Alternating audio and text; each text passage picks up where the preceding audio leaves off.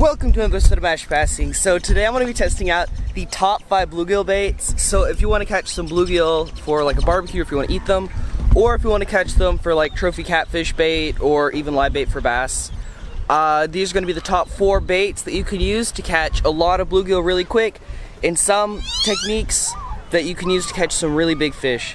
So the first technique is going to be very simple. It's the simplest rig on earth. You take a small hook, you add a worm to it, you pitch it out there and you let it sink very slow. I recommend using like 4-pound test line for this, and you can catch a lot of bluegill really quick. You can catch them like every cast, if not almost every cast. There we go, it's that easy. There we go. Perfect sized bait to catch is, there we go, that's just like, that's too easy. So the key with a rig like this,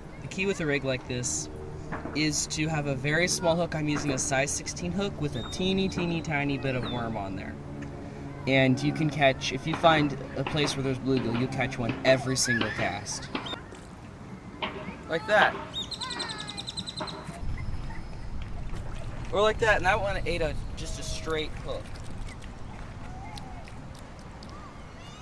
If you get something small enough that they can fit into their mouths, they will eat it just about every time.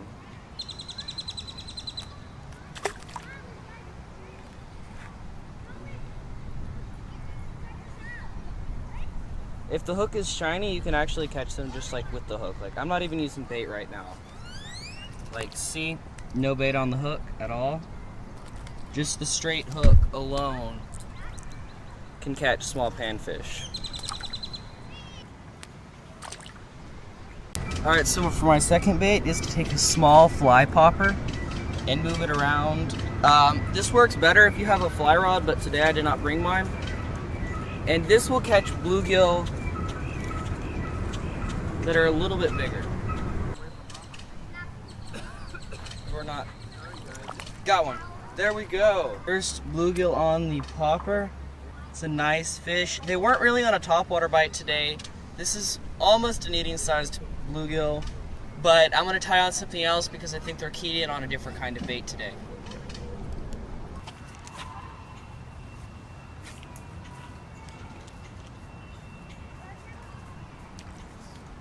Got one. Got one. Oh my. There we go. That is not a bluegill. Alright. So this technique works for trophy bluegill, but it can also catch the occasionally, like, baby bass. Like, look at how he ate that. Like, that hook is straight in there. This little baby bass unhooked. Back in the water. Oh my freaking, that's a trophy panfish. There we go, look at that. That is huge. Look at that beautiful Rio. Oh my God, this is a beautiful Rio Grande sunfish. Oh my. Look at that, that is just an amazing. Let's see how big it is on the scale. I don't know how you can see that right, but that fish is about 9 inches long. Trophy panfish back into the water. Alright, there we go. Just on that little popper. Alright, goodbye Rio. Whoa, that was awesome. Thank you for watching another episode of Mash Passing. So, today I did some different pan fishing techniques. I had my trip, I only had an hour to do this, so I'm very impressed with how well I did. I don't have all the techniques that I was going to do today, but I will leave some pictures of the different techniques that I've used. They're very similar to what I used. So the one that really worked today is like the simplest rig on earth. It's just a hook with a worm on it. Like, you can't get any simpler. But the popper worked amazing. Like, it caught that big Rio, it caught that other big fish. Poppers catch really big panfish. The one thing I didn't get to use was like a normal, like 2-inch bass popper. Really big off of a popper. You can catch 10, 12-inch panfish on there.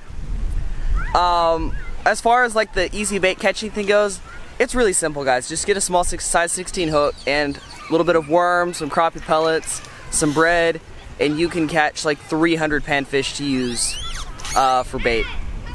If you have any comments or suggestions, please leave them down below.